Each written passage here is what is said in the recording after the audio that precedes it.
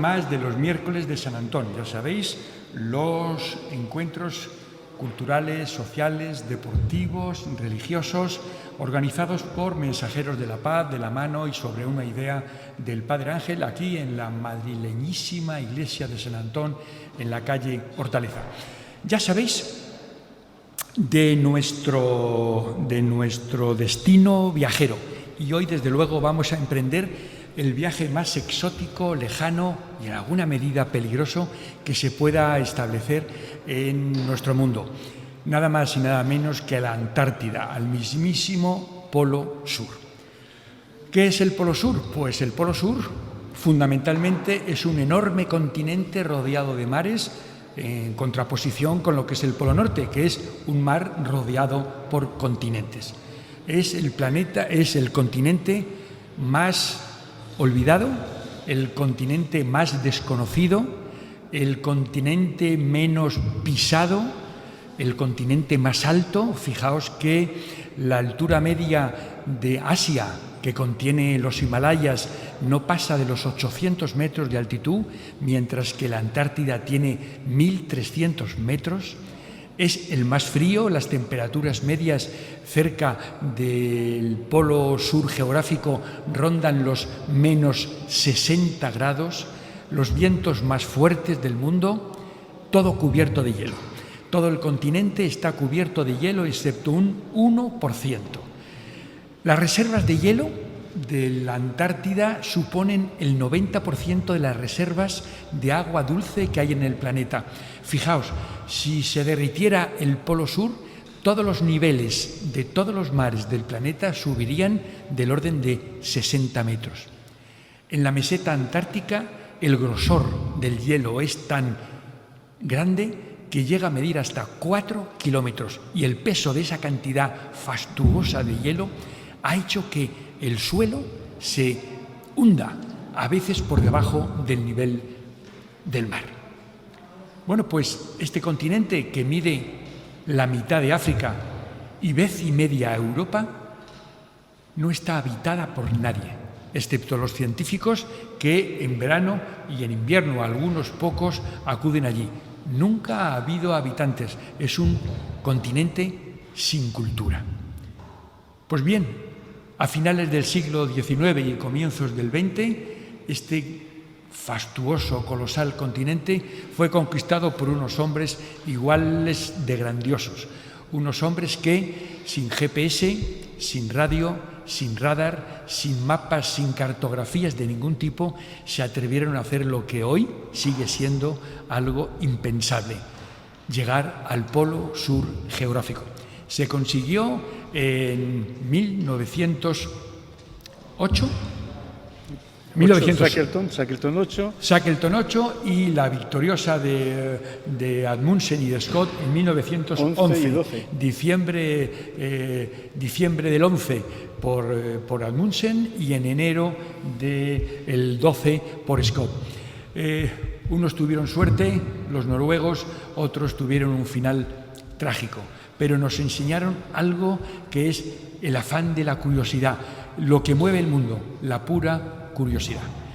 ¿Y a quién tenemos para hablarnos de ese continente? Pues nada más y nada menos que a Javier Cacho. Javier Cacho es madrileño y fundamentalmente físico, y creo que su condición de científico y de físico ha condicionado su vida en todos los terrenos.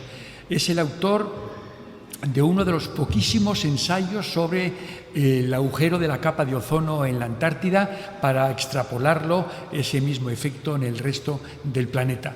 Ha sido nada más y nada menos que director de la base antártica Juan Carlos I y además escritor y divulgador. Escribe sobre los polos, la conquista de los polos. Figuras como Scott, Amundsen, Nansen, Shackleton son para él el pasillo de su casa, y lo hace, a fe mía, de una forma absolutamente apasionada y apasionante. Y hoy nos viene a ver en esa condición de escritor y de divulgador. Le conocí por la casualidad, benditas casualidades. Hoy tengo el orgullo de considerarme su amigo y desde luego su lector más incondicional. Javier Cacho, los micrófonos son tuyos y en plena libertad para que nos hables de ese continente colosal que es la Antártida. Pues muy buenos días. Como habrán visto, la conferencia la podía dar mi amigo Federico. Creo que podía hablar perfectamente de la Antártida y de los exploradores polares. Quizá yo pueda aportar algo más sobre todos ellos. Y en primer lugar, yo creo que es volver a lo que tú has comentado, que es un continente que ha tardado mucho en ser descubierto, que ha tardado mucho en ser conquistado. Fíjense, les voy a enseñar este globo, es un globo terráqueo. Bueno, parece de niños, pero lo vamos a entender perfectamente. Fíjense lo grande que es el planeta. Bien grande, ¿verdad? Bueno, el ser humano ha sido capaz a lo largo de los años de avanzar por todo él, de llegar a todas las partes. Atravesando Bering, llegaron hace 12.000 años a América y de ahí la poblaron todo hasta el extremo más sur, hasta Tierra del Fuego. Aparte, evidentemente, desde que salimos de África ya habíamos ocupado todo Eurasia y habíamos saltado a Australia. Hemos llegado a las selvas más profundas e impenetrables, allí hay tribus. Hemos llegado a los desiertos. Hay tribus, los tuareg por ejemplo, recorren los desiertos, a las zonas más altas del planeta. Los sherpas son capaces de vivir a más de 5.000 metros de altura y llevar una vida normal. Incluso en la zona norte, en la zona de Groenlandia, la zona que rodea el Ártico, que como ya decía Federico, es un mar rodeado de estos grandes continentes, pues bien, los inuit, los que antes se llamaban esquimales, pues son capaces de vivir a temperaturas muy, muy próximas a las temperaturas de la Antártida. Sin embargo, el único lugar donde no ha sido capaz de vivir nunca nadie de llegar a él ha sido la Antártida. Este inmenso continente que decía Federico, de unas dimensiones casi increíbles, son 14 millones de kilómetros cuadrados, que a ustedes no le dicen nada, ni a mí tampoco, así como cifra, pero eso es 30 veces la superficie de España. Cada uno que en su país, que haga una comparación con el tamaño de su país. 30 veces España, esto es. Y cuando llega el invierno, que lo comentábamos hace bien poco, se congela el mar y se congela una superficie de otros entre 14 y 20 millones de kilómetros cuadrados. Otro tamaño como el de la Antártida le rodea el hielo. Eso la ha hecho absolutamente inaccesible. Absolutamente inaccesible. Porque fíjense qué distancias tenemos desde la Antártida hasta África, hay 3.000 kilómetros, todo este océano. Si queremos llegar a Australia o Nueva Zelanda, tenemos otros 3.000 kilómetros. El lugar de la Antártida más cercano, diríamos, a la zona civilizada, es a la Tierra del Fuego, que está aquí en el extremo de la península antártica, donde tú has estado. 1.000 kilómetros separa estos dos sitios, pero claro, 1.000 kilómetros de unas corrientes tremendas. El ser humano también ha poblado todas las islas del Pacífico, todas las islas, aunque están dispersas, aunque están en sitios recónditos, hasta ahí ha sido capaz de llegar con sus barcas, pero nunca a la Antártida. Y la razón es que, aparte de estos 1.000 kilómetros, es las violentas corrientes, el mar violento, las tempestades, los vientos huracanados que recorren esta zona y que impiden y que dificultan la navegación. Tú también has hecho esa zona y sabes que los barcos se mueven muchísimo, para desgracias de lo que no nos gusta. El pasaje de Drake. Bien, pues esta es la razón de que la Antártida no ha sido nunca, ha sido muy recientemente pisada. Porque fíjense, ya les decíamos antes que las temperaturas en el Ártico, bueno, son más bajas, no son tan frías, pero han llegado y vive gente, viven tribus, viven los esquimales, viven los inuit, han vivido desde hace miles de años y sin embargo aquí no ha llegado nadie. Porque fíjense, imagínense ustedes que un grupo de exploradores, porque el ser humano lleva en los genes, en los genes llevamos el espíritu de exploración, pues un grupo de exploradores de las tribus de los Sonas de Tierra del Fuego hubiese decidido dirigirse hacia el sur en sus canoas. Bueno, imagínense que hubiesen superado este pasaje de Drake, este mar de Oces, y hubiesen llegado a la Antártida. ¿Qué se hubiesen encontrado? Hielo. Nada más que hielo. Ellos lo llaman Tierra del Fuego, porque Magallanes, cuando pasó por primera vez y los vio en una tierra donde los nativos tenían continuamente hogueras para calentarse por las bajas temperaturas. Y claro, hoguera significaba toda una tierra poblada, llena de bosques. Y si hubiesen llegado a la Antártida, estos zonas, en sus estos, ¿qué se hubiesen encontrado? Nada. No bosques, no había árboles, no había matojos. ¿Con qué iban a hacer el fuego? Con lo cual, como mucho, lo que hubiesen podido es coger la canoa y regresar a su terreno. Ese es el sitio donde nos movemos. Por primera vez, que los primeros hombres que llegaron a la Antártida, a lo mejor fueron españoles, fue hace ahora 2 siglos, ya con barcos muy distintos y por casualidad. Y después, poquito a poquito, ya se fueron acercando los exploradores a lo que tú decías, al Polo Sur, a ese gran misterio, que habrá en el centro de la Antártida. Y de eso es de lo que básicamente yo quisiera hablar. No quisiera hablar de la Antártida desde un punto de vista geográfico. Me gustaría hablar de los seres humanos que trataron de descubrirla a finales del XIX y sobre todo a comienzos del XX, en un término que ahora no nos gusta nada, que es conquistar la Antártida, conquistar el Polo Sur. Bueno, ahora nos parece una arrogancia ese término, pero era el que se utilizaba. Realmente es descubrir, saber qué había ahí detrás. Y yo quería hablar de esos exploradores, pero no solamente contar sus hazañas, que se las contaré. No puedo evitar, no sabes que no voy a poder evitar contar las hazañas de lo que hicieron. Hacer una breve descripción, pero sí quiero contar algo más. Contar si soy capaz de las motivaciones que les llevaron a hacerlo. Y quizá algo más importante para nosotros. ¿Qué podemos aprender de ellos? Porque está muy bien, la gesta del Polo Sur está muy bien, pero a mí me gusta más decir qué puedo aprender de Amundsen y de Scott. Pues bien, les voy a hablar de 5 exploradores. Amundsen, Scott, Shackleton, de los 3 has hablado tú. Voy a hablar de un cuarto más, que no es Antártida, ahí me he salido del guión, que es el Ártico, que es Nansen. Y les voy a hablar de una mujer, no porque sea como obligatorio hablar ahora de mujeres, sino porque creo que se lo merecen. Creo que se lo merece esta mujer hablar de ella. Pues voy a hablar de esos 5 exploradores polares e intentaré hacerlo rápidamente. Bien, de los 2 primeros, de Amundsen y Scott, voy a hablar a la vez, porque realmente son un binomio.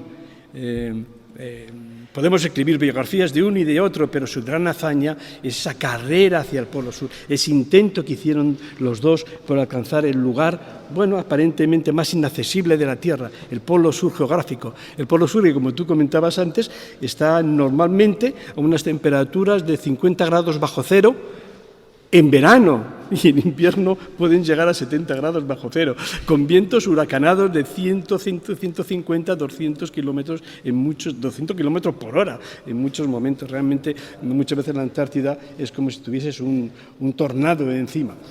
Bueno, pues estos dos exploradores, Roald Amundsen, que era noruego, y Robert Scott, que era británico, por casualidad, porque la vida es así, porque la vida nos quiso ofrecer el espectáculo de una carrera.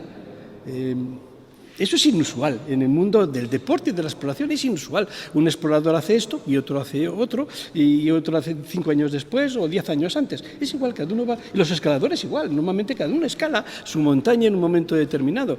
Pues aquí tuvimos la suerte, yo creo que es una suerte, de ver a 2 exploradores que el mismo año, por razones que no viene al caso contar ahora, el mismo año deciden los 2 conquistar el Polo, llegar al Polo Sur. Y evidentemente los 2 querían llegar el primero, porque los humanos somos muy competitivos. Y entonces el que llega al primero es el que pasa los libros de historia. El que llega al segundo no se acuerda de él ni su familia. Por ejemplo, ¿quién llegó al Everest? Pues Hillary o Tenzin, cualquiera de los 2. ¿Quién fue el segundo grupo al llegar al Polo Sur, a Everest? No lo sabe casi nadie. Hay que ir a la Wikipedia y buscarlo por ahí, y entonces te enteras que es un grupo de exploradores suizos. Ni caso. El que gana es el que se lleva los laureles y es el que pasa el libro de historia. Por lo tanto, Amundsen y Scott, los 2 querían salir. Y fíjense, los 2 salieron más o menos de la misma zona y enfocaron los 2 hacia el Polo Sur. Imagínense un trozo de una tarta, pues igual, los 2 iban por ese camino dirigiéndose hacia el Polo Sur. salieron prácticamente a la vez. Eran todavía tiempos, estamos hablando de 1911, eran tiempos donde todavía no existía la radio. Existía la radio, pero no esa radio que esos walkie-talkies ni estos teléfonos que hablamos ahora. Tampoco había teléfonos, perdón, no, tampoco había aviones. Ya existían aviones, pero no volaban allí. Tampoco había satélites, eso sí que no había. Luego, efectivamente, enfrentaban lo desconocido, un camino absolutamente desconocido para llegar al Polo Sur. Bueno, pues lo comenzaron casi como si alguien hubiese dado la señal de salida con un pistoletazo en la línea de salida. Amundsen salió el 20 de octubre y Scott salió el 24 de octubre, prácticamente los dos a la vez. Bueno, ya todos saben quién ganó. Ya no hace falta que ponga más misterio. Saben que ganó a los noruegos. Fue realmente una gran victoria y diríamos que entre otras razones, porque Amundsen tenía un arma secreta, y el arma secreta eran los perros. Él había hecho el paso del noroeste, había visto a los inuit, a los esquimales, cómo manejaban los perros, cómo corrían veloces por las llanuras heladas, en trineos, sobre ese mar de hielo del Ártico, y dijo, ¿y por qué no utilizar esto en la Antártida? Y fue lo que utilizó. Los británicos, Scott decidió llevar caballos, llevaba también perros, pero básicamente decidió llevar caballos, y ya se pueden imaginar ustedes, la parsimoniosa marcha de un caballo no se podía comparar con el trote ligero de los perros, y efectivamente llegaron, pese a salir igual, llegaron con una gran diferencia. El 14 de diciembre de 1911 llegó Amundsen, y luego un mes y un poquito después, el 17 de enero, llegó Scott. Bueno, vamos a ver. Para los que estamos en el hemisferio norte, sé que muchos de ustedes nos están siguiendo desde el hemisferio sur, para los que estamos en el hemisferio norte, eso para nosotros es el invierno, entonces habrá quien piense, estos tíos miran que eran locos, se van a la Antártida y encima se van en pleno invierno. Pues no, allí en el hemisferio sur esos meses corresponden al verano antártico. Pues muy bien, también todos saben lo que ocurrió a la vuelta. Los dos llegaron, pero Amundsen llegó con facilidad, el regreso, y sin embargo Scott murieron volviendo. Bueno, ¿qué podemos aprender? De cada uno de ellos? Pues fíjense, mi opinión es que de Amundsen podemos aprender la profesionalidad. Yo he estudiado detenidamente la carrera y verdaderamente hizo una carrera impecable, no solamente por elegir a los perros, que ya hay que ser profesional para decir cuál es el mejor medio de transporte en este lugar. No solamente por eso, sino la forma de establecer los depósitos, la forma de mantenerse, la forma de dirigir la carrera. Por ejemplo, todos los días hacía 27 kilómetros, no hacía ni un kilómetro más. Bueno, 27 kilómetros no es una cifra críptica, son 15 millas náuticas, que era como se manejaban ellos, 15. Y entonces hacía 27 kilómetros todos los días. Los perros podían dar más, pero él dice, estamos ante una carrera una larga carrera. Esto no es de velocidad, es de resistencia. Es que fíjense, desde donde salieron ellos hasta el Polo Sur había 1.500 kilómetros para ir y lo mismo para volver, que son 3.000 kilómetros. Y para que se hagan una idea, si alguno de ustedes ha hecho el Camino de Santiago y ha salido de Roncesvalles, desde Roncesvalles a Santiago hay 750 kilómetros, o sea, más o menos la mitad. Luego, para ir al Polo es como hacer 2 veces el Camino de Santiago de Roncesvalles. Y otras 2 de retorno. Y claro, no solamente eso, sino cuando hacemos el Camino de Santiago, pues vamos con un macutito pequeñito para llevar ni siquiera casi se puede dormir, porque dormimos en los albergues, y llevamos un bocadillo para tomar a medio mañana, porque siempre encontramos un bar que nos dan el menú del peregrino por un poco de dinero, y sin embargo ellos tenían que llevar la comida para... Se tarda 30 días en hacer el Camino de Santiago, 30 y 30 son 60, 2 meses para ir y 2 meses para volver. Ellos tenían que llevar toda esa comida. Pues bien, la distribución de depósitos y cómo montó la carrera Amundsen verdaderamente habla de su profesionalidad. Y para mí es lo que me admira de él y es lo que me gusta, lo que debemos aprender, hacer las cosas con profesionalidad, estudiando verdaderamente lo que queremos hacer. Scott, claro, es el perdedor. pero es el perdedor más famoso de la historia. En este caso sí se recuerda a Scott, aunque llegó el segundo a la Antártida, al Polo Sur. ¿Y qué podemos aprender de él? Si perdió la carrera, pues la perdió por poco, de entrada la perdió por poco, pero ¿qué podemos aprender? Pues miren una cosa, el entusiasmo, la pasión que puso él y todo el equipo de británicos. Mientras que los noruegos es un pueblo habituado al frío, al hielo y al esquí, no olvidemos, y al esquí. Los británicos no estaban ni acostumbrados al frío, ni al hielo, ni sabían esquiar, y muchos de los que participaban en la expedición no habían visto la nieve en su vida. Y sin embargo se metieron en ese berenjenal. Hay que echarle entusiasmo, hay que echarle pasión a la vida y pasión a lo que quieres hacer para hacer esto. Y para mí eso es el ejemplo, las dos cositas que podemos sacar de esa gran carrera, de esa histórica carrera al Polo Sur. Después el tercer explorador del que yo quería hablarles hoy es de Shackleton, que también lo has mencionado tú. Bueno, Shackleton es un explorador fantástico. Bueno, vamos a centrarnos en uno de sus viajes, que es el viaje de Endurance. El Endurance era el nombre de su barco. Fíjense, yo les decía que Amundsen y Scott habían llegado al Polo Sur desde más o menos aquí.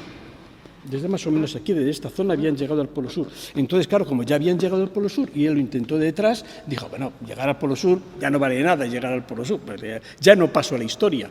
Y los seres humanos sí nos gusta eso de pasar a la historia, es decir, la vanidad no puede con nosotros, que queremos hacer algo que no ha hecho nadie.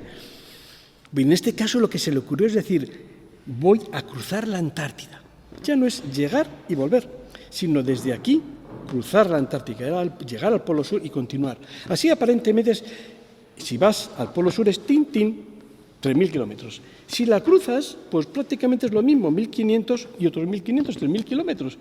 Pero logísticamente no es lo mismo, porque cuando tú vas a la Antártida desde aquí, vas dejando como las hormiguitas, vas dejando como, no, ¿cómo se llama? Sí, las miguitas. Vas de las miguitas, ¿cómo es aquel personaje de cuento que iba dejando las miguitas?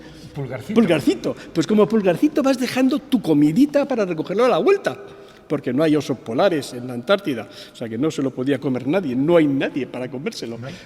Nadie. Entonces, pues podías volver y cuando vuelves te encuentras tu comidita. Pero sin embargo, si la cruzas, si dejas comida, esa comida ya no puedes cogerla. Luego el esfuerzo era mucho mayor. Bueno, pero no llegó ni a empezar. Cuando su barco llegó, le faltaba un día de navegación para llegar a la costa Antártida en este punto, un día de navegación, solo un día, y sin embargo se adelantó el verano, más que el verano, se adelantó el otoño y los hielos encerraron al barco y aprisionaron al barco y ya le dejaron a merced de las corrientes.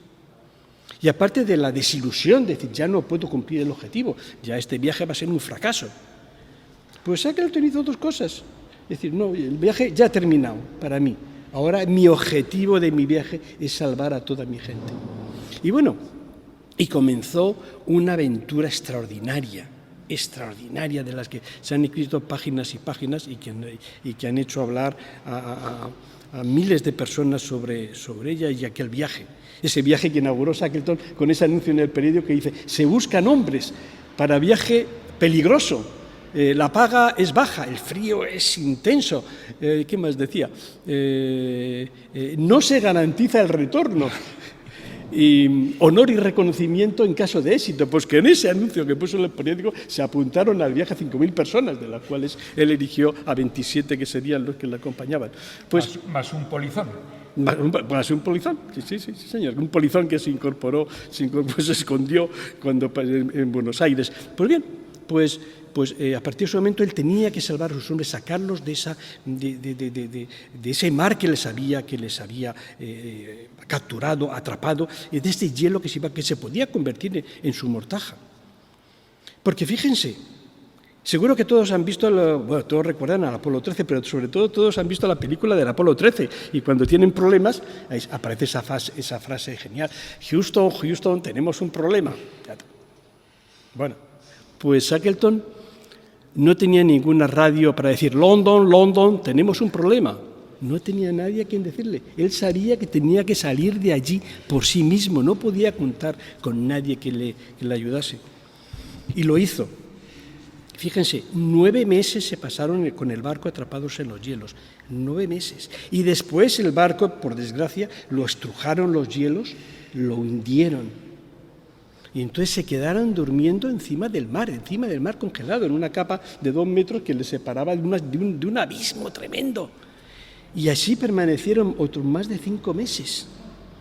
Y cuando ya los trozos de hielo se acercaba el verano y se acercaban latitudes y se iban más hacia el norte, las corrientes de agua las desplazaban, ya se fundían los hielos, entonces ya se les terminó el hielo y tuvieron que montarse unos botes, los botes que llevaban el barco se había hundido, y con eso llegaron remando hasta la isla Elefante.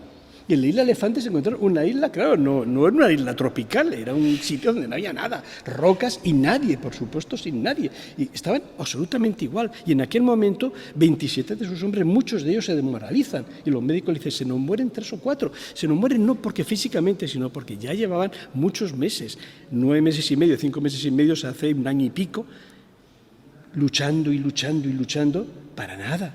Y entonces él dice, tengo una idea. Voy a ir a buscar ayuda. Buscar ayuda significaba coger uno de esos barcos de 6 metros de longitud y recorrer 1000 kilómetros de los peores mares del mundo a pedir ayuda a una isla a una estación ballenera que había allí. Y lo hace. Y llega a la isla. Y ya dice lo que pasa, y dice, tengo que rescatar a mis hombres, y con un barco ballenero lo intenta una vez y no lo consigue, se va a las Malvinas, consiguen que el gobierno uruguayo le deje otro barco, lo intenta nuevamente y no lo consigue, y se va a Punta Arenas, a Chile, y consigue dinero de la comunidad inglesa allí, contrata otro barco y no lo consigue. Tiene que hacer 4 intentos para rescatar a sus hombres, y los rescata. Por eso es el gran explorador al que se recuerda por su liderazgo y se le toma de ejemplo de coaching y de cómo debemos enfocar las cosas. Pero yo ahora mismo, para mí, y me gustaría que fuese para ustedes, no piensen en su liderazgo. Mira, les voy a decir qué es lo que aprendo yo de él. Optimismo. Él es una persona optimista que convenció a sus hombres de que de esa salían. Porque él veía que podían salir, si ponían esfuerzo, salían. Una vez le preguntaron, dice, ¿cuál es la cualidad que usted más valora para elegir a su gente? La mejor cualidad para un explorador polar. Y les dijo eso, lo que yo les digo a ustedes, optimismo. Y decía, ¿por qué? Dice, pero no, la fortaleza física es lo de menos. El optimista, el que cree que va a salir, saca fuerzas de donde haga falta y efectivamente lo logra. Los conocimientos se adquieren, si eres optimista se adquieren. Luego yo creo que sí, que debemos incorporar ese optimismo que no nos desalienta a nadie, aunque no podamos decir London, tenemos un problema, nada, aunque tengamos que salir de la situación que estemos por nosotros mismos, estar convencidos de que la vamos a sacar. Y de aquí saltamos al Ártico, que no estaba en el guión. La charla se llamaba Antártida y Antárticos. Bueno, pues saltamos al Ártico. Nansen es Nansen. Pero Nansen es Nansen. Nansen es un personaje, es un científico, con lo cual yo le tengo un gran cariño, un gran aprecio y una gran admiración. Que ahora verán por qué. No solamente fue un gran científico, que no viene al caso contar porque nos podríamos eternizar, lo importante es, él fue el maestro de la exploración polar. Fíjense, por ejemplo, es anterior a todos ellos. Todos, cuando montaban sus expediciones, iban a decir, profesor Nansen, doctor Nansen, mire, voy a hacer esto, ¿qué le parece? Y si el doctor Nansen decía, muy bien, pues ya se llevan a los patrocinadores diciendo, el doctor Nansen me ha dicho que esto es factible, luego denme dinero que esto lo podemos hacer. Bueno, se convirtió en el gran gurú de la exploración polar. Porque hizo dos cosas fantásticas. Una de ellas fue el primero en cruzar Groenlandia con esquíes. Claro, los esquíes ahora todo el mundo esquiamos. Bueno, todo el mundo esquiamos lo que estamos en nuestras latitudes. Pero en aquellos tiempos no esquiaban nadie más que los noruegos, y mucho más en este momento. Finales no esquiaban más que los noruegos. De los Alpes, 15 o 20 años antes de esta proeza de Nansen, iban gente de los Alpes, a ver qué era eso del esquí, para poder llevarlo ellos a los Alpes. Bueno, pues él es el que lanza y el que incorpora el esquí a la exploración polar. Y eso fue, evidentemente, la revolución. Y por eso ganó Amundsen, porque llevó esquíes, y trineos y grandes profesionales con él. Bien, primero hizo eso y después hizo una de esas locuras que no se nos ocurre más que a los seres humanos, pues recorrer todo el Ártico. Diseñó un barco que lo dejaría en esta zona del Ártico, le dejaría que lo atrapase por los hielos. Fíjense lo que hundió el barco de Shackleton posteriormente. Él deja que el barco lo atrape por los hielos, porque lo construyó de una forma especial, y las corrientes, está seguro de que le van a llevar aquí, a Groenlandia, le van a hacer atravesar todo el océano Ártico y pasar por el Polo Norte, llegar al Polo Norte, bajarse, poner la bandera y decir, ya he llegado al Polo Norte. Bueno, ese es su plan. Pero fíjese qué plan. Piensa que, por la velocidad de las corrientes, que va a tardar 3 años en hacerlo. 3 años. 3 años. Lleva provisiones para 7. Eso eran expediciones, sin lugar a dudas, ¿no? Estas excursiones de verano, de fin de semana que hacemos nosotros. Bueno, y no solamente eso, sino cuando ya está allí subido en el barco y ya va año y medio, pues ve que el barco no le va a llevar por el Polo Norte y dice, pues no pasa nada, yo dejo el barco y me voy al Polo Norte, y me voy con un compañero al Polo Norte. Aquello era una locura, porque una vez que dejase el barco, ya no podía volver a él, porque el barco se iba a alejar de las corrientes. No le podía decir, capitán Otto, por favor, mándeme, comparta ubicación, que voy a buscarle. De eso no existía, o sea que nada, ya habían desaparecido. Bueno, intenta llegar al Polo Norte, ve que no puede llegar y tiene que volver. Bueno, y vuelve. Se pasan 15 meses vagando por el Ártico. Cuando dices vagar, quieres decir caminando sobre el mar helado. Caminando primero con los perros, con los trineos, y después se les van muriendo los perros y ya tienen que al final ir caminando ellos, en kayak también, en canoa y en canoas. Pero bueno, 15 meses, ya todo el mundo, evidentemente sus compañeros le daban por perdido, todo el mundo le daban por perdido. Bueno, y consigue llegar, por lo cual se convierte en el gran maestro de la exploración, en el gran héroe polar. Yo creo que ahora mismo no podemos apreciar la figura de esa talla de esos héroes.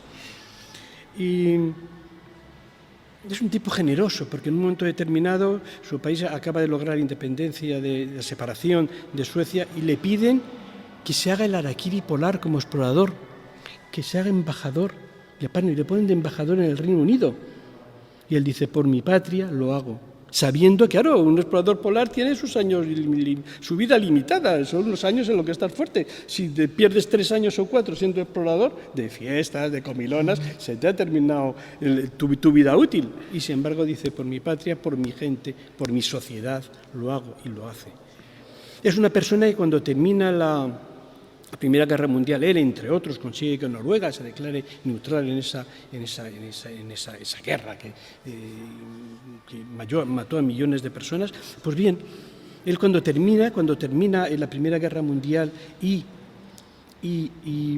se crea una cosa llamada Sociedad de Naciones, que sería el embrión de las Naciones Unidas, él envía a su gobierno de representante. Y pronto se ve que es una persona movilizadora, con capacidad de hacer cosas, y le encargan nada menos y nada más del intercambio de prisioneros. 500.000 de prisioneros alemanes y rusos que estaban en campos de concentración, a punto de morir, porque claro, si se pasaba hambre en Europa, en toda Europa, pues a los prisioneros del bando contrario, claro, pues fíjense cómo les trataban. Consigue hacer la repatriación y en ese momento estalla una guerra tremenda entre los turcos que echan a los griegos que hay de su territorio, y también hay 1 millón de refugiados, y nuevamente le ponen al frente para intentar solucionar, intentar paliar los terribles efectos de esa emigración forzada. También son momentos en donde el régimen comunista, los bolcheviques se hacen con el poder en Rusia y se exilian, se van 1 millón de personas temiendo que les van a matar, que se distribuyen por Europa y que están vagando por Europa, porque, como nos pasa ahora en muchos sitios, no tenían papeles. Y como no tenían papeles, no eran nada, no existían, eran sombras. Como no tenían papeles, no podían casarse. Sí, no les podían ni enterrar, porque no sabías a quién estaban enterrados. Eran ricos, pero no podían comprar una casa porque no tenían un papel para eso. Y entonces a él se le ocurre decir, ¿cómo resolvemos el problema? Porque nadie lo quería tener en su territorio, ningún país de Europa lo quería tener. Y entonces pues, les damos un pasaporte, que ya diga quiénes son, y ya con esa identidad ya pueden moverse, ya pueden pasar fronteras. Bueno, y se creó el pasaporte Nansen. Tal era la personalidad, tal era el prestigio, que no lo llaman pasaporte de Naciones Unidas o de Sociedad de Naciones o pasaporte universal, sino pasaporte Nansen. Y con el pasaporte Nansen fue reconocido por 72, llegó a ser reconocido por 72 países. Y ya con eso ya podían comprar casa, ya podían casarse, ya podían pasar de un país a otro, porque muchos tenían familia en pasada la frontera. Bueno, pues ¿qué aprendemos o qué me enseña a mí Nansen? Dos cosas. Seguir adelante, como el nombre de su barco, el Fram, adelante siempre pese a todo. Y después una cosa que fue un ritornello de sus últimos años de su vida, que es que la vida no tiene sentido si no es un servicio a los demás. Bueno, la enseñanza, yo creo, de Nansen queda muy clarita. Les hablaba de una mujer, pues claro que les voy a hablar de la mujer Josephine Peary, la mujer de un explorador, de Robert Peary, que dijo que había llegado al Polo Norte y mintió como un bellaco porque no llegó, como ya hemos venido comentando nosotros. Pero bueno, la mujer del explorador, que le acompañó en una de sus primeras expediciones en 1891-92, a Groenlandia, para intentar llegar al norte de Groenlandia, intenté llegar al Polo Norte. Bueno, Peary intentó 7 veces llegar al Polo Norte y al final lo consiguió entre comillas. Bien, pues su mujer la acompañó en esta primera expedición. Y así dicho puede decir, bueno, qué egoísta. Se llevó a la mujer para poder pasar calentitas las noches de invierno, las largas noches de invierno allí. Pues no. Se han dado casos de muchas mujeres exploradoras que acompañaban a sus maridos, pero ellas se tenían que empeñar en que les llevasen, porque claro, para el marido era, si sus hombres iban sin mujer, ¿cómo llevaba la mujer? Claro que era ser menos hombre que su gente, con lo cual para él era difícil. Y para ella, señoras, para ella era terrible, una mujer que se iba a vivir 7 meses o un año, 7 meses y 9 años, en una cabaña pequeñita de 3 por 4 metros con 5 o 6 hombres. Un escándalo, un auténtico escándalo. Le pusieron a ella de vuelta y media, al marido de forma indirecta, pero a ella de vuelta y media. La sociedad neoyorquina, norteamericana, era norteamericana, no se lo he dicho. Y sin embargo se fue. Y no solamente se fue, sino 2 años después, cuando su marido decide otra nueva expedición, dice, me voy, me apunto. Y se apunta embarazada, pero no de 10 días, de 5 meses. O sea que bien sabía que iba a dar a luz allí. Y da a luz a una niña, y ella decía, si las mujeres inuit dan a luz allí, ¿por qué no voy a dar a luz yo? Y efectivamente da a luz a una niña preciosa, la niña de las nieves, como la llamaban los esquimales. Bueno, volvió con su marido varias veces más al Ártico, en sus expediciones, de que ya no viene al caso, y yo a contarles qué aprendemos de ella. Pues seguro que a ustedes se les ha ocurrido algo de qué aprender, seguro, no hace falta. Yo les voy a señalar otra cosa, porque eso no se lo he dicho, que es que esta persona disfrutaba de lo que estaba haciendo. Sí, y me explico. Fíjense, los diarios, los libros que escribían los exploradores de esa época, seguro Federico que tú has leído algunos, pues todos son, qué mal se pasa aquí, esto es terrible, pero tenemos mucha voluntad por la patria, por llegar al polo, a lo que sea, lo seguimos, aguantamos lo que cuando llega la noche polar, 6 meses sin ver la luz del sol. Esto es tremendo, esa oscuridad penetra en el alma, te agobia, te destroza, pero se aguanta porque somos hombres, porque somos británicos o lo que sea, porque tenemos un objetivo en la vida. Todos sean así. Sus libros son muy Jeremías, lo mal que lo pasan. Y llega una mujer, ¿y qué escribe? La noche polar. ¡Qué cielo estrellado! ¡Qué panorama de estrellas! Y cuando aparecen las auroras boreales bailando sobre ti, bueno, es un espectáculo inolvidable. Y cuando en primavera llegan las aves migratorias comienzan a llegar y comienza a reverdecer el Ártico y aparecen, se llenan de alfombras, de una alfombra multicolor las praderas del Ártico. Esto es lo que son sus ojos, que era totalmente distinto a los dos exploradores hombres, que no veían más que dificultades y no pensaban más que en llegar al polo o en hacer cosas terribles. Y ella lo ve de otra manera, disfrutar de lo que hacemos es para mí la enseñanza. Y después y por último, le voy a hablar de otro explorador polar. Podemos tener nuestras diferencias en este tema, yo estoy de acuerdo.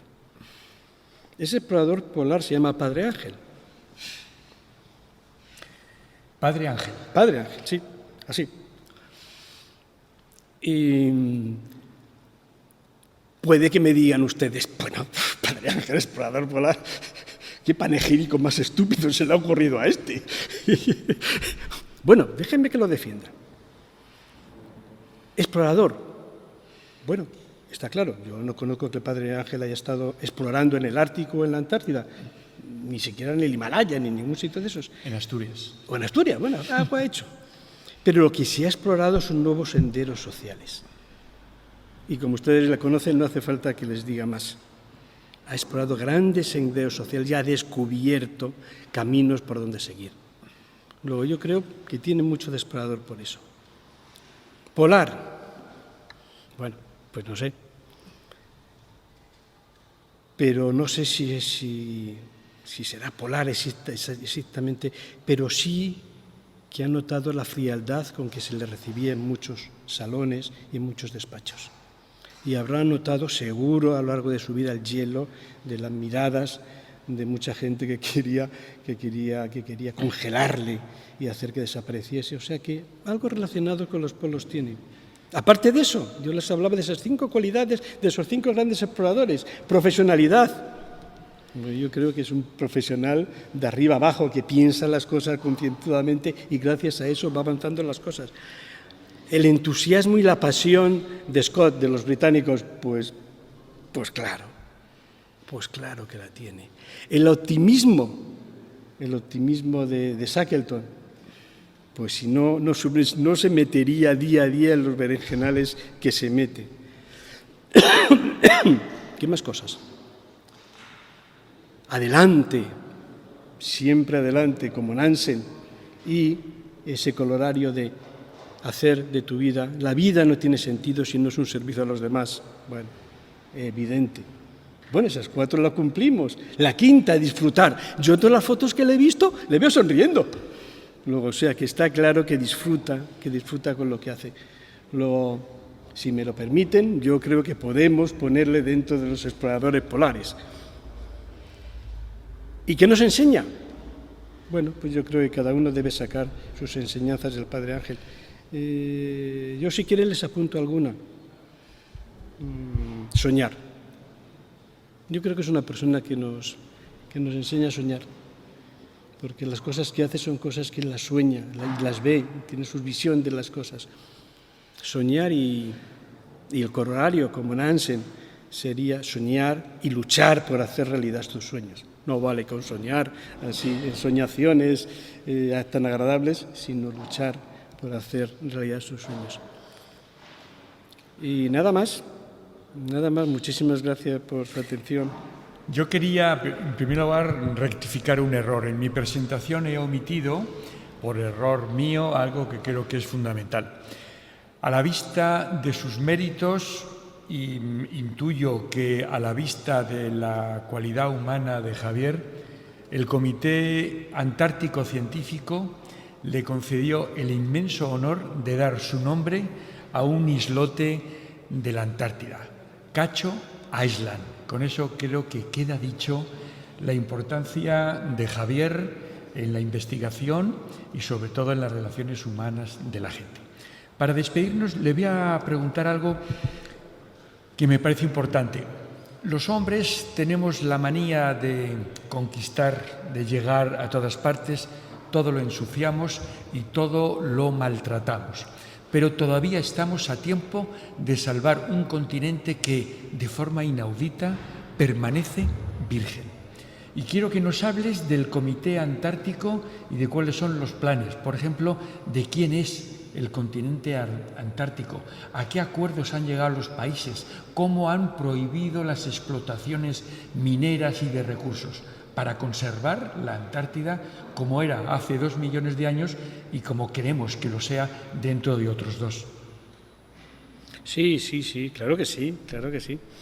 Yo, si quieres, me ofrezco, si no se han aburrido conmigo, de venir otro día a hablarles de eso, porque la Antártida es algo más que un continente, sin lugar a dudas.